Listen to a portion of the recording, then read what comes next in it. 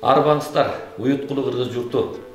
Жалпы элибизге таажылаңы кирип турган кезде ар бирибиз тартипти сактап, үйлөрүбүздө ден соолугубузга өбөлгө көрүүбүз зарыл. Урматтуу кыргыз калкы, улуу эпос элибиздин кан жаны менен жаралып, эл башынан кечирген тарыхый көркөм сөз өнөрүнүн эң бийик туу чокусу болгон табият тартуулаган өмүр көчүн алга сүрөгөн, чалыгып чарчаганда кубат берген бул Манас дүйнөсү. Бүгүнкү күндө өлкөбүздөгү абалга байланыштуу Кыргыз улуттук Манас Ордо комплексинин баяндамачылары музей сиздин үйүңүздө деген тема менен Манас эпосу жана археология, этнография музейи боюнча кеңири маалымат тартуулайт. Саламатсыздарбы, урматтуу музей сүйүүчүлөрү. Сиздердин көңүлүңүздөрдү Кыргыз улуттук Манас Ордо комплексинин Манас эпосу музейинин биринчи бөлүгү манасчыларга арналган бөлүмгө бурабыз. Кыргыз элинин улуу Манас эпосу чексиз кайраттуулукту, жоокерлик ар-намысты, ата журтту терең сүйүүнү даңазалап, кылымдардан кылымга, муундан муунга өнүккөн эпос. Деги эле Манас эпосун эң биринчи ким айткан деген суроо туулушу мүмкүн. Бул суроого так маалыматтар жок. Божомолдолорго таянсак, Манастын жанында чогуу жүрүп, чогуу жол чапкан 40 чоросунун бири Рамандын ырчы уулу Каратай. Ал Манас баатыр өлгөндөн кийин анын эрдиктерин элге кошок түрүндө айтып, даңазалап жеткирип келген. Улам жыл өткөн сайын анын кошок түрүндөгү айткандарын Жайсан, Токтогул, Нооруз, Келбек сыяктуу манасчыларыбыз кара сөзгө айландырып келишсе, ал эми бул стендте 19-кылымдагы манасчыларыбыз ыр түрүндө айтып келишкен.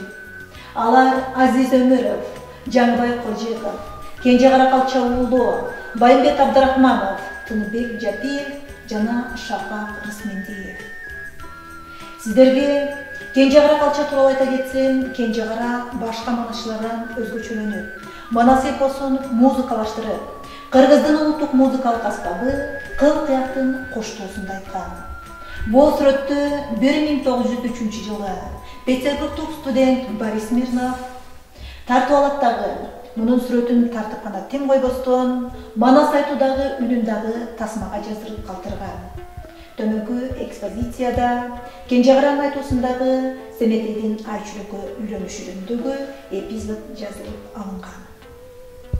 Ошондой эле Тоголок молда аты менен көпчүлүккө таанымал болгон манасчыбыз Байымбет Абдрахманов 1860 жылы Акталар айындагы Курт айында төрөлгөн. Байымбеттин Манас, Семетей Сейтек эпостарын айтканда 98.703 сапырды түзүп, көркөмдүүлүк жагынан дагы, көлөмдүүлүк жагынан дагы залкар манасчылардан кем калышпай келген. Төмөнкү экспозицияда Тоголок молдонун вариантындагы китептер. Ошондой эле бул кол жазмада Тоголок молдонун чыгармалары жана ал жөнүндөгү жазылган изилдөөлөр, эскерүүлөр, Тоголок молдонун өз кол жазмасы сакталып келүүдө. Бул 1930-40 жылдардагы жазып алынган кол жазмасы. Алдыңыздардагы манасчы деп аталган диараманы сүрөтчү Базарбек Сыдыков чоң манасчыларга, Келбек жана Балыбозго арнаган. Бул эки манасчы ал үчөлүү, сырлуу адамдар болушуп, Манаска берилгенде күндөп-түндөп айтышкан. Ошондо уккан эл бозду ыйлашып, же сүйүнүшүп, ал тургай жаратылыштын күчтөрү дагы кыймылга келген. Өзүңүздөр көрүп тургандай ошондо жер силкинип, чабылган чартылдап, жаңкыр нөшөрлөп, сырттагы малдар үрккөн. Сүрөтчү манасчынын чоң базат айтып жатканын келтирип дагы, анын артынан түбөлүк даракты берген. Бул идея менен ал Манас эпосу кылымдардан кылымга, муундан муунга өнүгүп түбөлүк жашайт деген ойду берген. Дарактын бетин жакшылап байкасаңыздар, 3 мөмөчөнүн берилиши Манас Семетей Сейтек 3 экенин билдирет. Дагы байкасаңыздар, дарактын бетинде ар кандай жан жаныбарлардын элестери чалдырылган. Алар тырмактары менен мыкшып кармаган бүркүттүн, кара чаар кабыландын, желмаян, жыландын элестери. Булар манашчынын колдоочулары, сүрлөрү жана бирлери болушкан. Мына ошол сүрөтчү Базарбек Сыдыковдун эмгегиндеги сүрөттөлүштөгү касиеттерге манашчыбыз Сагынбай Орозбаковдагы экендиги талашсыз. Сагынбай Орозбаков 1867 жылы Ысык көлдүн Кабылга кыштоосунда төрөлгөн. Сагынбай Орозбаковдун осунан 200 миңден ашуун манас сабырлары жазып алынган. Ал 15 жаштан баштап манас айта баштаган. Жогоруда анын үй бүлөсү менен түшкөн фото сүрөттү.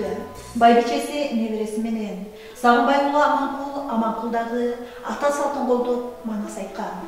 Төмөнкү экспозицияда Сагынбай Орозбаковдун коюлган жайынын күмбөзү Кочкор районунда жайгашкан.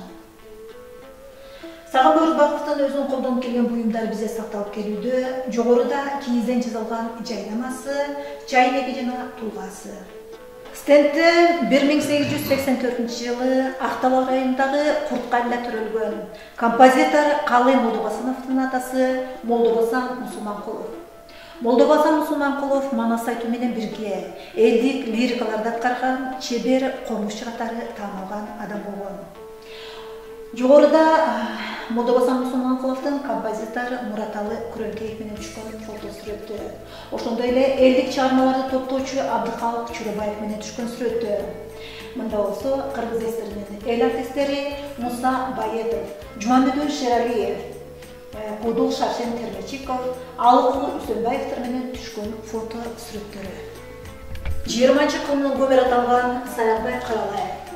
Саябай Каралаев 1894 жылы Ысык көл областына караштуу Семизбел айылында туулган.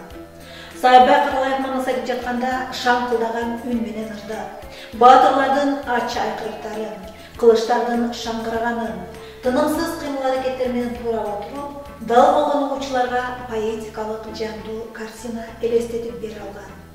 Саябай Каралаев бир гана манас айтып келбестен, ал бир нече китептердин автору болгон. Төмөнкү экспозицияда анын жазган китептери Эстен кетпей, Эр төштүк, Каныкейдин тайторунун чалышы китептери.